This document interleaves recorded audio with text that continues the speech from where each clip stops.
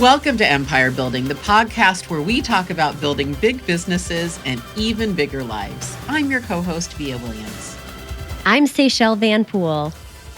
And I'm Wendy Papazan. All right, guys, we are in part 2 of our wealth building series, kicking off January 2023. What? And today we're going to be talking about the 6 tactics. Actually, we're only going to cover 3 of them today, but we're going to be talking about the 6 tactics to build massive wealth. Really, tactics, habits, whatever you call it, whatever you're doing on a daily basis to help you build your money is super important. Literally, guys, the things that you're doing today are determining your future. I'll say that again. The things you're putting in place today are literally determining your future. So again, if you're driving in your car, you're probably going to want to listen to this one later and write some of these things down. And we're going to kick it off with what I arguably would say is that the number one tactic for building massive wealth, the number one habit for building massive wealth is to really focus on your net worth versus your income.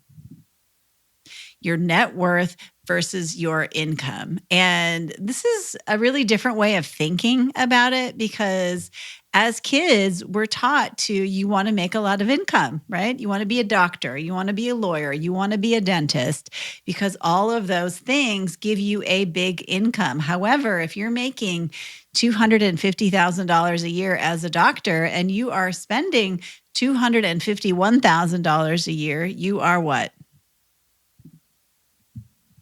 Well, you're negative. You're in debt. You're in debt. You're negative. Yeah. And Wendy, I think that's how most people define wealth. You are actually negative. You're in debt. I used to define 100%. wealth that way. If I made a lot of money, I was wealthy. Yeah. That's how I used to define it. Yep. How much money can you spend? You know, it's like Morgan Housel tells us it's the exact opposite. It's not about what you spend. It's about what you don't spend. Yep. Yeah. So walk us through who wants to tackle it? Who wants to talk about net worth? Tell us what it is. Well, when you think about focusing on your net worth to start out, what you first want to figure out is like what you have, right? So it's tracking your debt and it's tracking your assets. And so for me personally, like my favorite thing is a spreadsheet. I don't need it for everything in my life, but for this, a spreadsheet's a beautiful thing. And, if you need help with putting this together, we have a lot of templates and ways that we walk you through how to do this with our Net Worth Club. So you can go to networthclub.com if this feels overwhelming for you to put together. And we can help. We actually have a whole club geared around this to help you track, build, grow your net worth. So networthclub.com is how you can go to find that. But if you're creating it yourself, really, there's 2 separate sides. If you're doing a simple spreadsheet, it's all your assets you list and all your debt. And so, let's talk about what are assets actually. And these are things you actually own. So if you own your home, that goes in there. If you own your car, if you have a checking or a savings account, or maybe you have a 401k or a Roth IRA, you might have investment properties in there. So those are all examples of assets. You might have a business. Put on there. Yeah, a business could be on there as well. And I would love to hear from you guys when you're putting your assets on your sheet. Like for me, I always use a really conservative number. Like I'm not like, this is going to be worth 10x someday, or this is like, if I sold this at the peak of the market, this is what it's worth. Like I went and looked at our numbers last week, and our assets for real estate are valued more at fire sale numbers than they are at like peak market numbers. So we are about 10 to 20% below market value for our asset valuations, because it's when I'm tracking my net worth, I want to know like a good secure number of like, oh no, the sky is falling and I need to sell something really fast number. I don't know about you guys. I'd be curious how y'all like value quote unquote your assets when you're putting them on your sheet. How do you look at those? Yeah. Like, so what we do is the first thing we do is we go through all of our cash accounts. So that can be investment, 401k, anything in the Yep. bank, right? So that's our first thing. We go through cash. I'm looking at my sheet right now. And Mm-hmm. then what we do is we go through any financial instrument Mm-hmm. investments, which we don't really have a lot. I mean, I play around with that, but we'll get there. We'll get there. We just don't have a lot right now. But Mm-hmm. sorry, I'm looking, Yeah. my 401k, my IRA are in my investment column, not in my cash sheet. And then for assets, to your point Yep. about valuation, I do put market value for my real estate. I really do.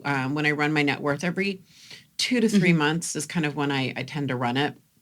I know we train to do it monthly, and I Mm-hmm. encourage you to do it monthly. The fact is, I'm a very authentic person. I'm not going to tell you something I don't do. I do it every 2 or 3 months, and I do market value. I just kind of take a look at Zillow, Redfin, where I think the market is. Just kind of my knowledge, and I plug in that number. For business, I don't really add my Mm-hmm. business. I put because I'm working in my business. I don't think there's a lot of value there without me in it. So I think I plug in. I have this Right. standing like $100,000. I could at least, which is very low.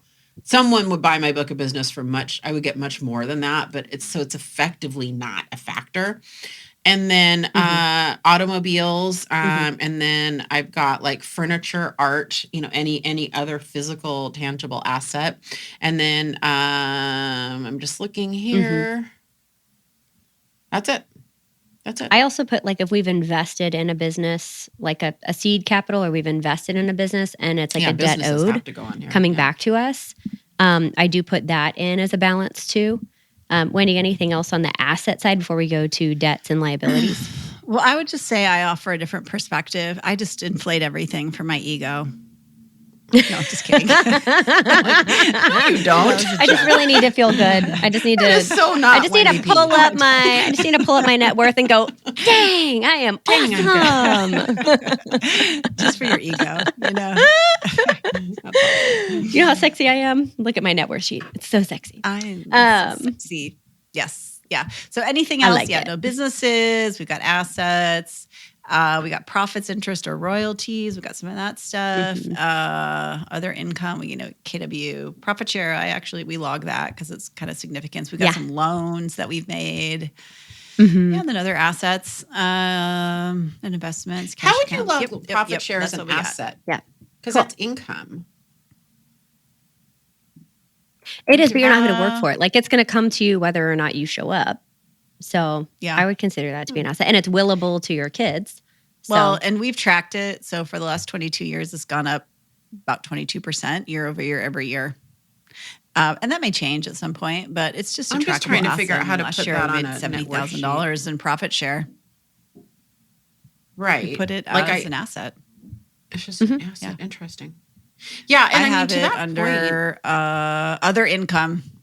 Other income. Okay. The other one that we put on ours is if you have like whole life insurance or like not term insurance, but like whole life insurance, the cash balance of it. So don't put the forever balance on it, but the cash balance on it for current value, we stick on there too. That's the other thing we have on there. Well, yeah, and I think to be clear, so then most people's let's move businesses to the next. are a massive line item on here. Like just to go back to that, I work in my business, which is why I have that stance. Most billionaires and wealthy, that's all business assets, right? Because they have multiples that they can use and whatever. So I just want to be crystal clear that that's like a big and they could item sell for it. a lot of people. Mm-hmm. Yeah. Mm-hmm. Well, and what we do, how we value our businesses was essentially our net profit from the previous year. Mm-hmm.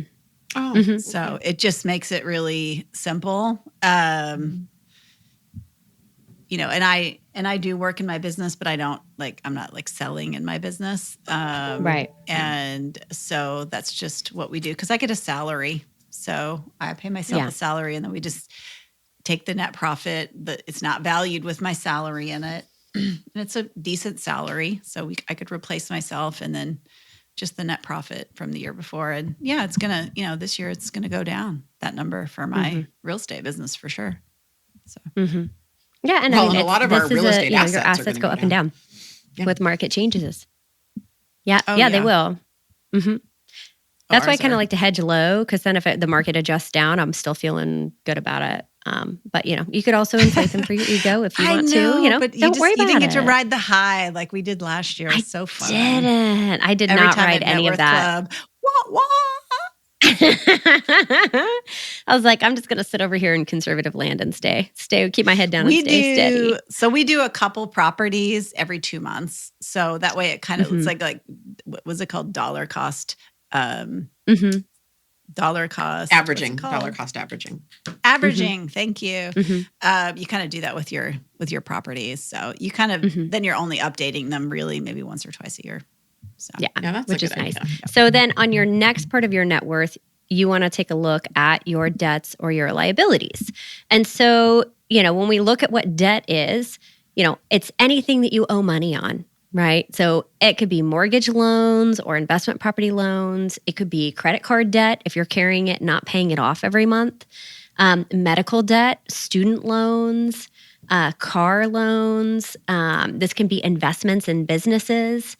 That you have either taken money from investors and you owe it back, or if you have loaned money out and, all of those fun things. Yeah, Wendy. Well, a lot of people ask this question when I teach this, which is people want to know, do I put the value of my house and the value of the mortgage on there? Yes, you do. So basically what you're saying is my house is worth $250,000. I owe $200,000 on it. Then at the end of the day, you got $50,000 added to your net worth. Okay. So you want both of them on there. So you do want the asset and you want the debt. And because what Seychelles is going to explain is that you take your assets, subtract the debt out, and then that's your net worth number. So in the spirit of being conservative, Yep. No, it's super good that you explained that. In the spirit of being conservative, there's one thing I do that is not probably legit, but I'll tell you because it might work with other people. So we mentioned earlier in another episode, I have 3 tuitions right now. I'm just in the thick of it. I've got 2 kids in college and a 1 kid in private Catholic school, and so. What I do is if I have a contract to pay a debt, that goes on my net worth sheet and I update it. So it's not kosher to do that. Like you don't have to do that. For me, it's really important to make sure it's reflected just for my personal psychology with money. And so I, the beginning of come August, it's lower than it is when I've paid off everything for the year. Although I've noticed the next year is start in the spring. It's almost like a recurring thing, but my balance has changed. Yeah. My balance has changed on that. And I just think if I've signed a contract to pay a debt, that goes on here. And so you can use your discretion. That's super smart. Yeah, the other thing you want to do is probably create a tax account. So if you own properties outright, and in Texas, the property taxes are very, very significant. So you can't include that.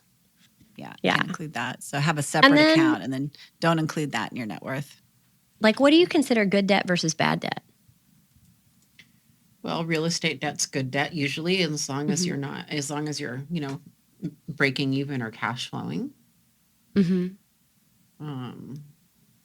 Investing in business. Yeah, I would say. Go ahead. I was going to say, to me, it comes down to the interest rate you're paying out. And so, like, credit card debt is a super high interest rate. And so it is more expensive to carry, credit card debt in large amounts over a long period of time than it is to pay that off quicker and maybe, than what fast paying on your real estate. If you had the same amount of cash, instead of making 2 extra payments on your real estate a year at a lower interest rate, you might make sure that credit card debt is wiped first. So for me, it's when we're ever looking at consolidating debt, it's getting rid of the highest interest rate first. Highest interest rate, lowest balance, and then stacking it down. Well, I'll just push back on that a little bit. I think if you can have a high interest rate on a piece of real estate and it can still cash flow for you. Yeah, it's about return. So, right? That's fair. If it's not a cash flowing asset, then absolutely, get rid of it. If you've got a depreciating asset, which is what I would consider like a car loan, a car, essentially the minute you drive it off the lot, it loses 10% of the value. So you buy a car for $50,000, the minute you drive it off the lot, you've lost $5,000. It's basically like taking $5,000 and throwing it out the window the second you drive off the lot. Okay. You could buy a 1-year car, a car that's 1 year old, right? For $45,000, and you're not going to lose that right away, right? Mm-hmm. You're going to pay less and you're not going to lose that money right away. And so anything that's going down in value, you really don't want to have much debt on it at all unless it's cash flowing. Right. Mhm. So, That's but right. like to Seychelle's point, if you've got debt, and we're not going to really go into debt, like Dave Ramsey and lots of other people talk about, have really great strategies for debt. But yeah, you want to think about things that have a higher interest rate as worse, right? And then the last thing I would say when you're tracking your net worth is really to look at what your goals are. And we just in the last episode talked about like what's your FU number and what is your cash flow goal and like how do you define success around that. And I think the same thing can be done on your net worth side of really looking at what your net worth goal is, understanding why that's important to you, tying that to your FU number, and then creating your vision for your life around what that looks like. And so if you know, it could be, just a couple of examples. I think the first one we talk about in Net Worth Club is becoming a net worth millionaire, right?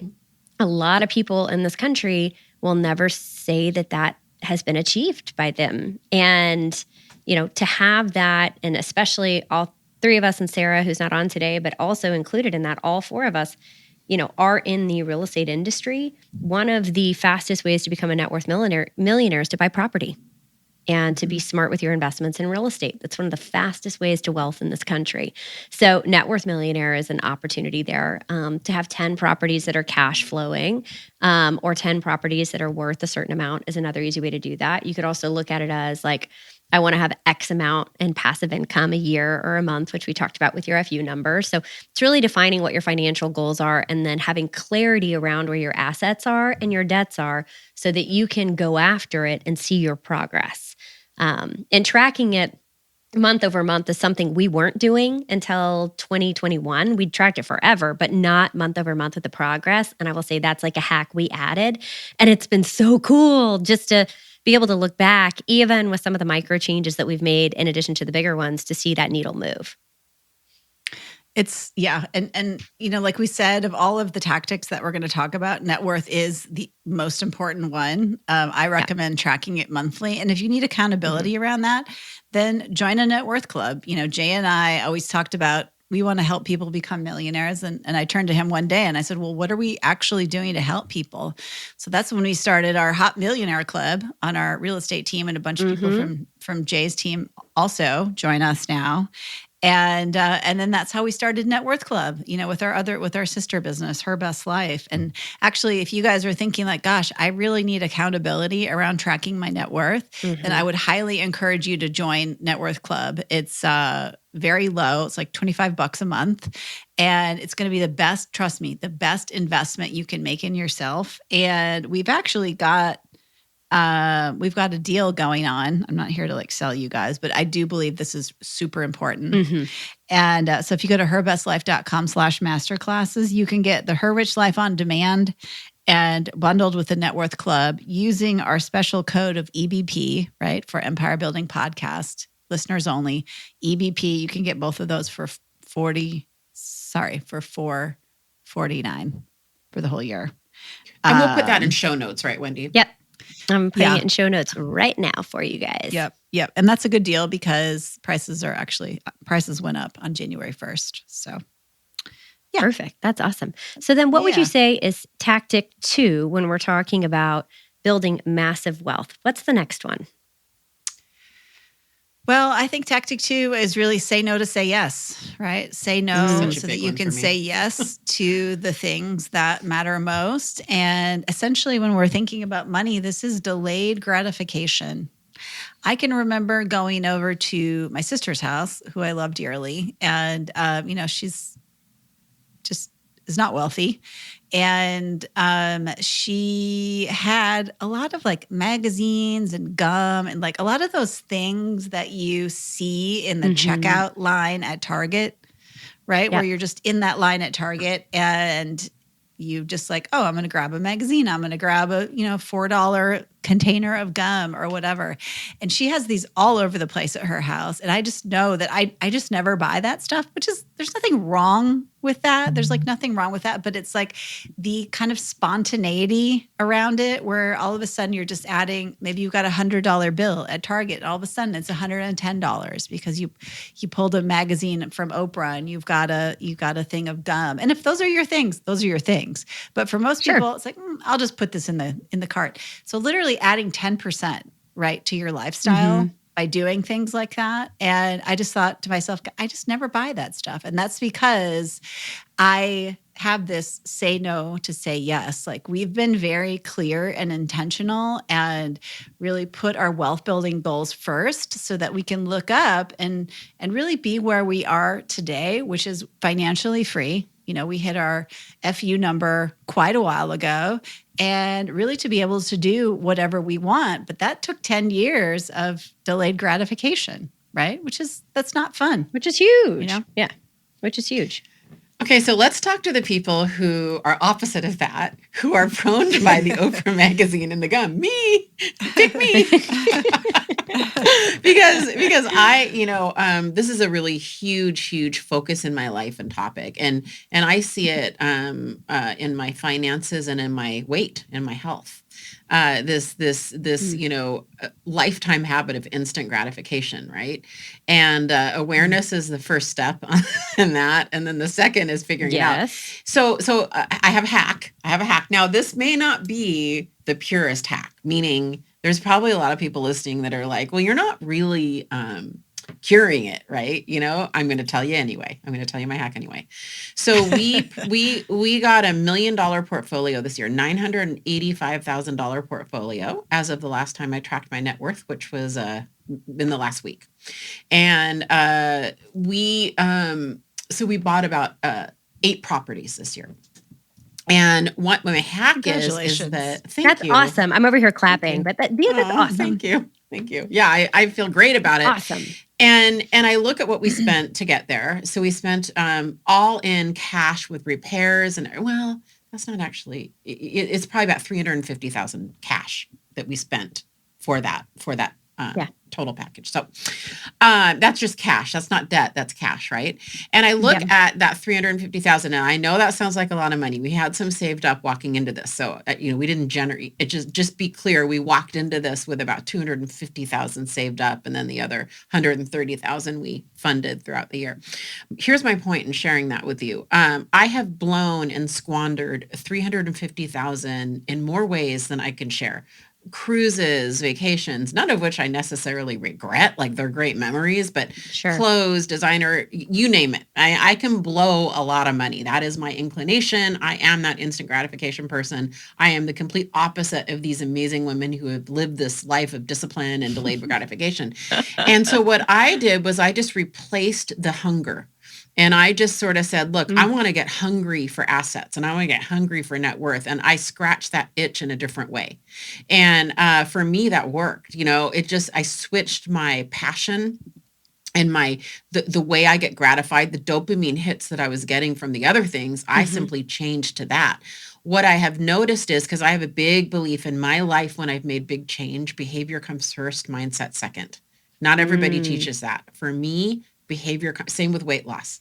If I just do, I don't want to work out. I don't want to eat right. So I have to change the behavior first, reluctantly, and then my brain starts following. So now, a year or so into this journey, it's really been a 4-year journey. But so 4 years into this journey, I have a much better mindset about delayed gratification. But it changed the way I changed the behavior originally was substitution. Right or wrong, that's what I did. I just put a higher value on it. Yeah. Well, you know what? I know thyself is one of the first things of being an investor, right? Is know thyself. Know, and I'm thinking to Sarah's health episode when she said nothing tastes as good as healthy feels. Yeah. And what I'm hearing you say is nothing feels as good as wealthy does, right? And Great analogy. It is. It's so awesome hearing that substitution and replacement of one dopamine for another. You're replacing that gratification with something that truly is feeding you today and the future. So I want to take a moment and applaud you for that, because I know that has been something where you had to become aware, very intentional, very mindful of it. And then you had to act, which is the second hardest part of that. And you've done it in a massive way. And it's been really, really cool to watch. So I want to give you Thank huge you. kudos because it's been really cool. Thank you. It's not for kudos. I just want other people who, I are know. more impulsive like I am to hear that, you can do it. You can do it. You just have to You're figure it out. Yeah, Figure you're out doing how it for your you. You're not behavior doing it style works. for Yeah. attention. Yeah. Well, it's also kind of examining your patterns, right? Mhm. It's like a life examined, right? Is a life worth living? And just understanding like what made you the way that you were. Like nobody is a compulsive shopper at age 2. It's not something you're Right. born with. And just thinking back on like, oh gosh, well, why do I want to buy that purse when I know it's going to hurt my family? It's like, especially coming off of Christmas, right? We're here in January of 2023, and a lot of people are looking and thinking like, wow, I'm in so much debt. What is it that made you do that? Like I always tell people, I don't need to go in debt to show people that I love them. Yeah. Right? Or I don't need to go into debt to make myself just feel good, right? But understanding why some people do need to do that. Like what was it about your upbringing or the way you saw life, or what are those things? And just thinking about that. And I know we're going to move on to the third one. My really, really great point, and my wrap up on that is that comes the awareness of that, because I'm about 4 years into this journey, and so for all of you listening who maybe relate to that, it does come. That analysis comes over time because I really have truly lost my desire and my drive to get a lot of that stuff, right? But I didn't try to overanalyze it at first. And I don't think there's a right or wrong. I simply tried to change my behavior at first. It wasn't good. I was kicking and screaming like it wasn't fun. I just want to be clear. I wasn't that analytical and reflective on year one.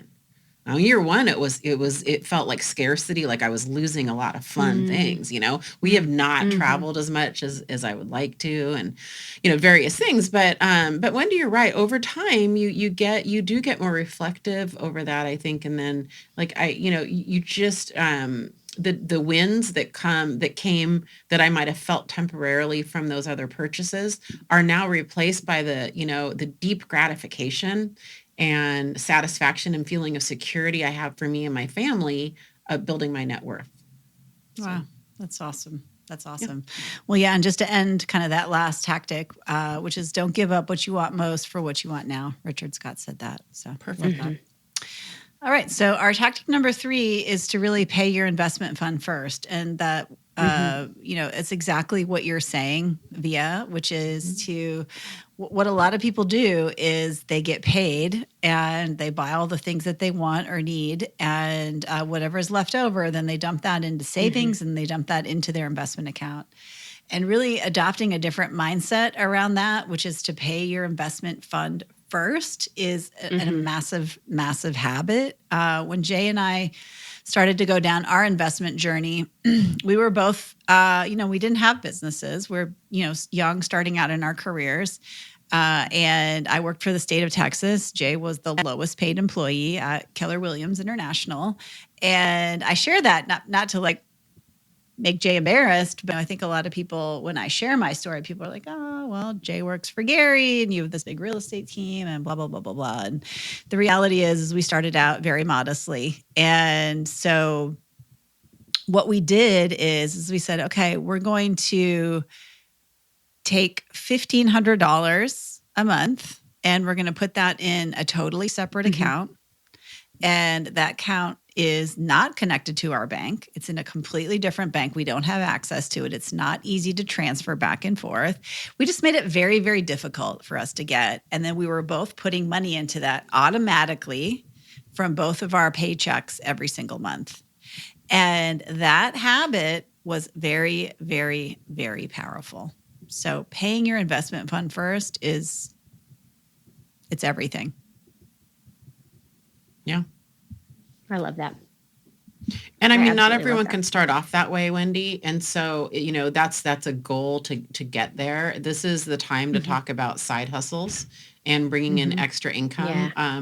There's a moment of pain. What I did is remargined my life. I sold my house. I mean, Yeah. we Yeah, yeah, we yeah. literally, Yeah. made our expenses. I think we, about 2/3 of our previous expenses so that we could kind of do that. So Yeah. you can be drastic, you can be gradual about it. You can either make more income or you can decrease expenses. Yeah. But if you can't do that right away, Mhm. that's what one would aspire to. That's what you would aspire Well, to. and I would argue that so you can do it in a very drastic way. So if you're thinking like, "Ooh, I can't really, I can't, I don't have an extra $1,500 in my budget," and we're not like, I like a nice cocktail. Like I like to go out for coffee. I like to do things with friends. So this idea of like penny pinching was never really my Right. thing. And so what we did starting out is actually we did kind of the opposite of what Via did is we kept our housing expenses very low. So 50% of a typical American budget is spent on transportation and housing. So if you can Mhm. somehow slash those as a part of your budget, which is exactly what Via did, right? You remargined That's your what I life. did. That's a great way to put it. You can actually come up with enough money to start an investment account. And I had Mhm. a young woman on my real estate team. She came to me and she said, "Wendy, I really want to buy my first house in a year." And she said, "I just don't know how to do it. I'm looking at all my expenses. I just don't know how I'm going to do it." Mhm. And so I said, "Let's look at your budget." And she was spending about $1,700 a month in a apartment in downtown Austin, furnished apartment in downtown Austin, living alone. And I said to her, "That's got to go." And she's like, "Well, I really like that. I like living downtown. I like having this sweet furnished place. I like having my privacy. I work with people a lot." And I was like, "Well, that's the main thing that you've got to do. So show me how you're going to fix that." So she moved out of her furnished apartment in downtown Austin, and she moved into a house with two other roommates further from downtown, not in necessarily like the hottest location in Austin. And her monthly rent went from $1,700 to $600 a month. This is actually possible for everybody listening, for almost everybody listening. Yeah. And so she took that $1,100 and she put it into an account where she paid her investment fund first. She said, "I now have $1,100 a month." And within 1 year, she was able to buy her first home. That's how you do it. Mm. Exactly. Yeah, That's that's how you it's do it. exactly what Via Perfect. did. So you either sell your $2 million house and move into a $1 million house, which is basically what you did, right? That's what I did. Yeah. Or if you're renting, you think about how can I live with some roommates? And I've actually heard of. I talked with a woman. I was on her podcast. I can't remember her name. She's up in Dallas. And they did exactly that. They sold their house and they moved into an apartment. They were a young family. They had two young Mhm. kids, and that's how they were able to save enough money to buy that first investment. Nick and I stayed in an apartment for through our first two property purchases. Yeah.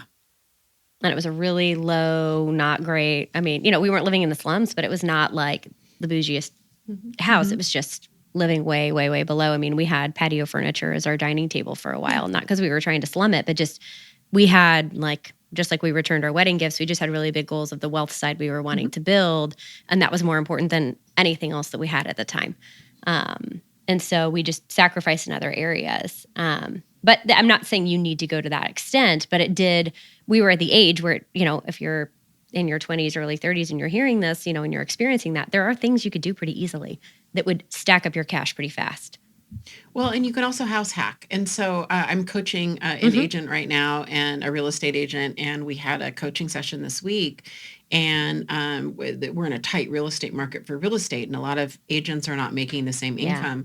And so we started looking at, I said, can you short-term rent? Can you Airbnb your basement, your lower floor? And that's exactly what he's going to work on over the next 30 to 45 days is, getting that ready to short-term rent. I said, you need to, he has homework. He's going to research what do you think he can get, how many nights he can get, and all of these things. So, he's not going to sell that asset, but he's going to hopefully, squeeze some income out of it. Yeah. Well, and I have multiple examples of people in my world. I had a woman who worked with me on my real estate team. She was actually married. She was a young mom. She had a baby, and they knew they wanted to save up for their next investment property. So they got a roommate, which is hard for a lot of people to understand. I mean, if you travel overseas, you've got 5, sometimes you go to countries and they've got 5 people living in each room, but here we like our space, and that may not work for you, but think about gosh, if you could get a roommate for 6 months, 3 months, get a side hustle like Via was talking about for 3 months, drive Uber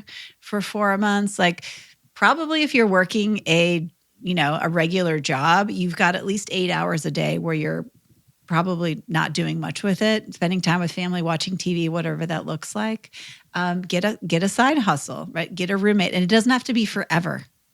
Right. It's just until you hit your goal, so that you can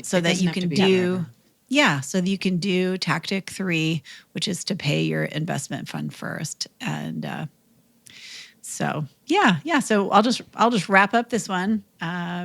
This was second part of our 6-part series on wealth building. And today was a really important one. Today's a hard one. Say no to say yes. Hard tactic. It's essentially delayed gratification, right?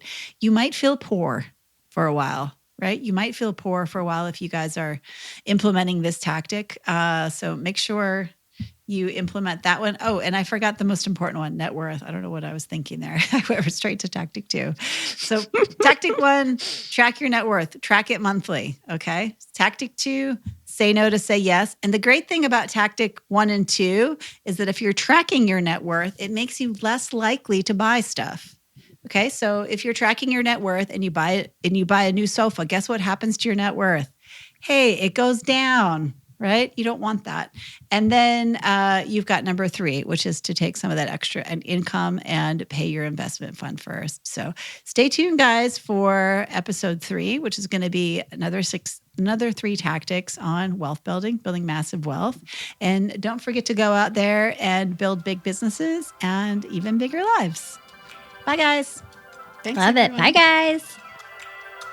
Just a reminder, you guys, as we are running through this awesome wealth building and money series with you, we just want to give you a quick blanket reminder, because our friends at Keller Williams and the legal team would thank us for it, that we are not financial advisors, CPA, tax advisors, or anyone that is tied to your individual finances. So if you are wanting more information about this, these are tips, ideas, tactics, and ways in which you can build wealth, but always find a seasoned professional that is a seasoned professional in this specific field that you're needing help with to assist you in your finance, tax, or wealth building journey.